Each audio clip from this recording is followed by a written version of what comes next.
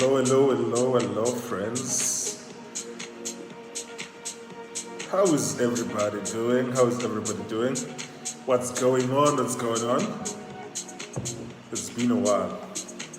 I have decided to come back from my self-imposed podcasting hiatus. There's a lot going on in the world that I wanted us to discuss. Where can one start? Where can one even begin? I will begin with the issue that has been on headlines all over the world, in South Africa and the United States. My two favorite nations are at loggerheads with one another. They are fighting. And I'm like that child who has to choose between two parents who are fighting in a divorce. And I just wanted to share my thoughts briefly about that. There's a lot of things that I can discuss on this issue that I'm not going to go into in this video because it's going to be too long, and I've decided now, contrary to my nature, to not do long videos but to do much shorter videos. Yeah, so I'd rather do a series of five to six or even more videos of shorter videos to cover this topic than to do a long video. Yeah, but let's start by saying that you guys are aware that the United States of America has the incumbent president, Donald J. Trump, has issued statements condemning South Africa on its alleged treatment of white South Africans and allegations of arbitrarily removing and confiscating land from white South Africans.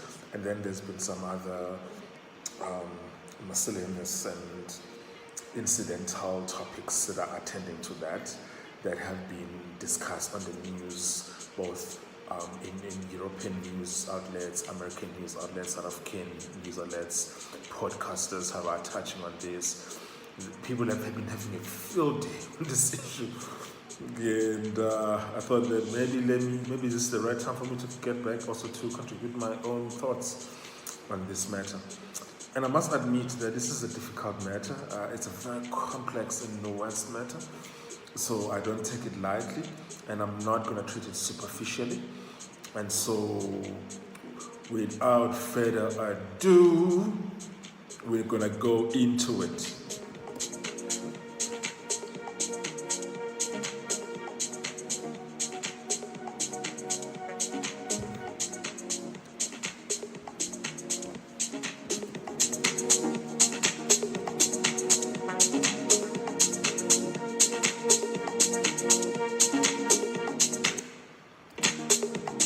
Yes, my friends. So what seems to be the problem then? Well, it seems that the problem is that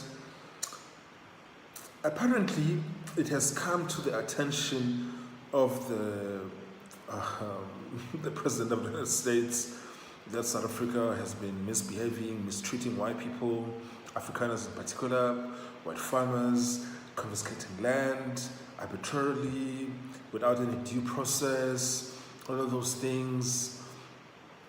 And there's been a barrage of responses coming from, especially in South Africa, white South Africans who are in support of that stance by the United States president, and also some, minority of white South Africans who have come up and said that the United States president is wrong on the facts. And then there's been mostly black South Africans and the South African government been issuing a litany of official statements on their official Facebook pages, Twitter page, and whatnot, and websites, trying to counter this issue and trying to, in more official diplomatic platforms, to counter this narrative that is coming from the United States. And then there's been a wide-ranging debate online with black people on the side and white people on the side. It's a lot. And it's actually very difficult for an honest person, to look at this matter objectively and assess it in terms of what is really going on. Because there's also the fact of what are the facts of the matter. How do you assess and analyze these facts? And how do you respond from those facts? And what's the way forward after considering those facts? It's very difficult. But I must say that it seems to me that this particular allegation is arising from a recent law that was signed into law by the president that allows the government to take land, to expropriate land in certain instances without any compensation. And this is a law that caused a lot of controversy in South Africa. A law that I, in particular, am in disagreement with. Not because it targets white people unfairly and justly, but because I think that it's a law that is, upon its further thought and analysis, is unconstitutional. That's my view on that law. But I do not necessarily think that the law in itself is a racist law or a law that violates the Unfair Discrimination Act of South Africa. I just think that it's an unconstitutional, and I think it's a stupid law. But and I respect the people who are lawmakers. With all due respect, I just disagree with the law.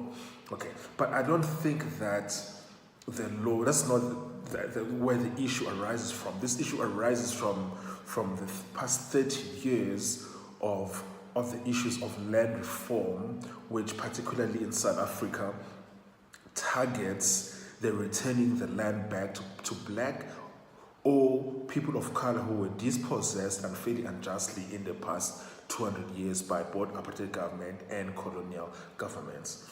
And there's been a brewing dispute over the years about that between the minority white community in South Africa and the black South Africans.